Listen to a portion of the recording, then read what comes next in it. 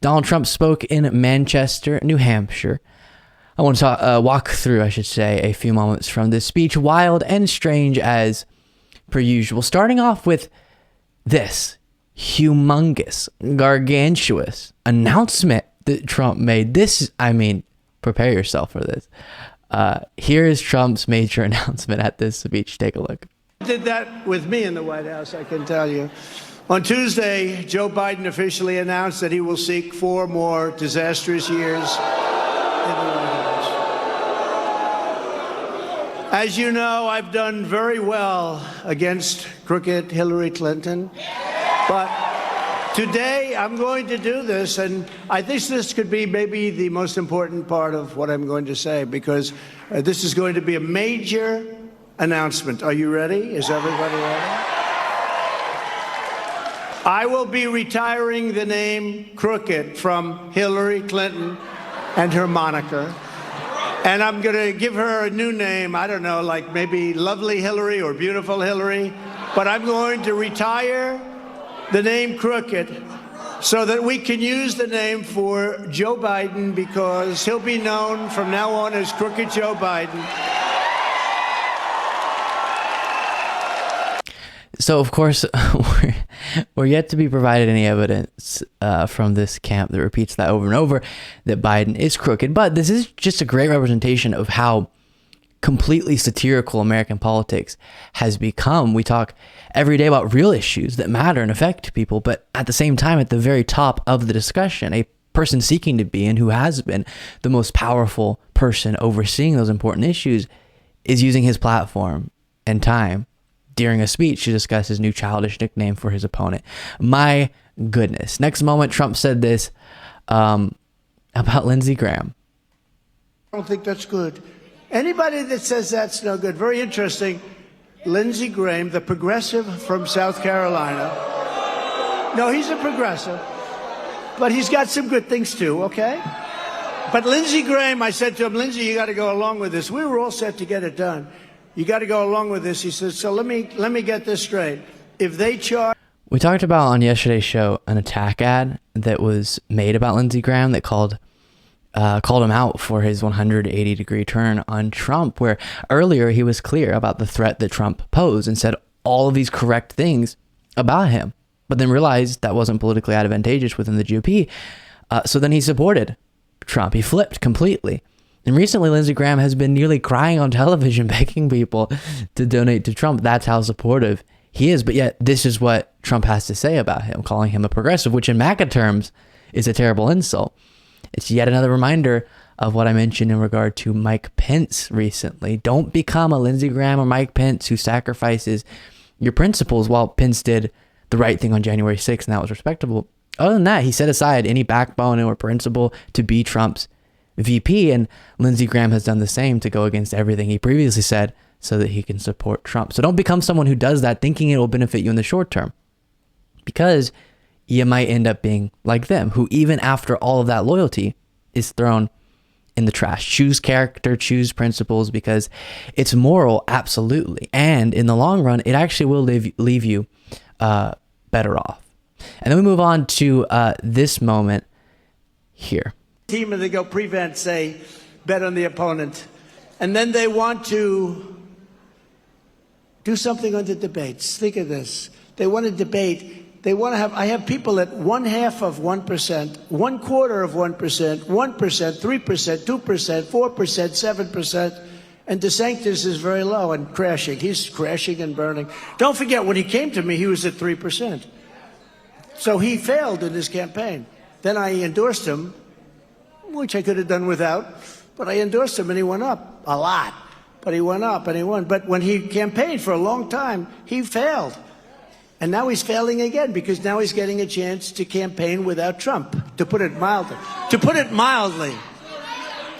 But as of now, the general sentiment that Trump is expressing there, that now that DeSantis is actually getting a chance to establish himself as a possible national figure, he's not doing as well as people expected. I think that's fair. He'll over-exaggerate the effect of his endorsement and stuff like that, but that's fair.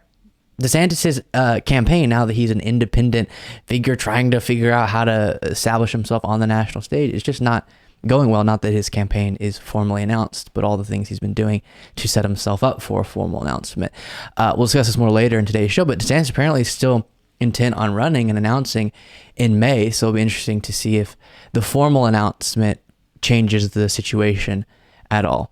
Then he talks about wanting to reinstate his ban of immigration from predominantly Muslim countries. Take a look at this. Out of here.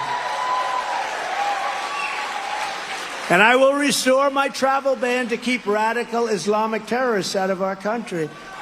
You saw what happened. 4 years. 4 years we went. 4 years. You saw that, right? We were very tough on that. We don't want our buildings blown up. We don't want to have problems.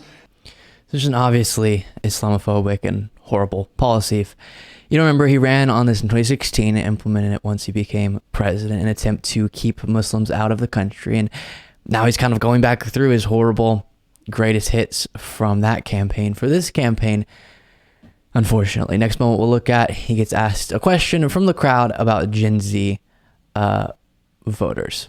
Thank you very much. God bless you. My name's Christine. I'm from Atkinson, New Hampshire, and engaging with young voters is crucial. Here in New Hampshire, we have American First warriors like Caroline Levitt.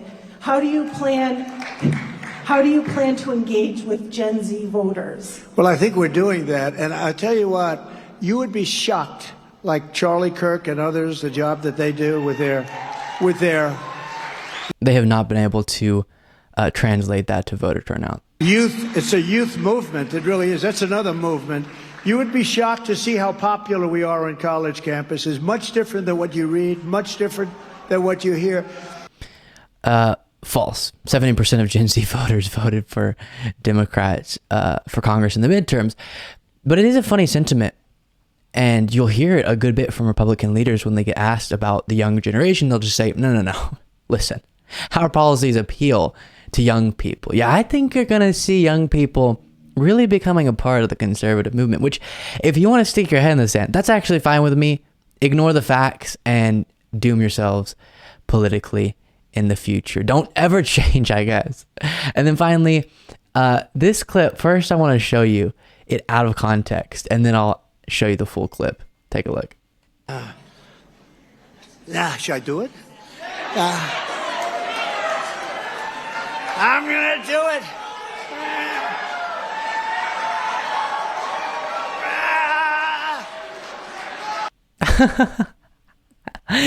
So there's that.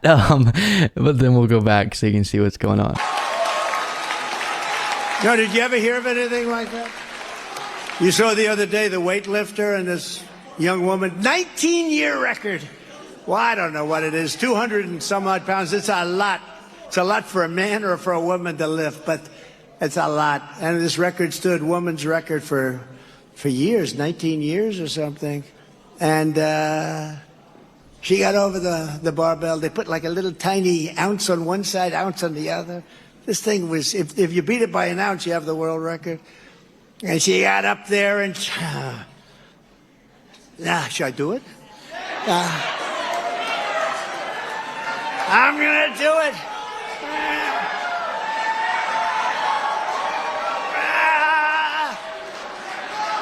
She couldn't do it. So normally that's the little routine he does when talking about trans women in weightlifting, but there at the end he says she couldn't do it. So I don't know who he's talking about or what that is supposed to be about. Very bizarre. I won't be able to get that noise from him out of my head anytime soon.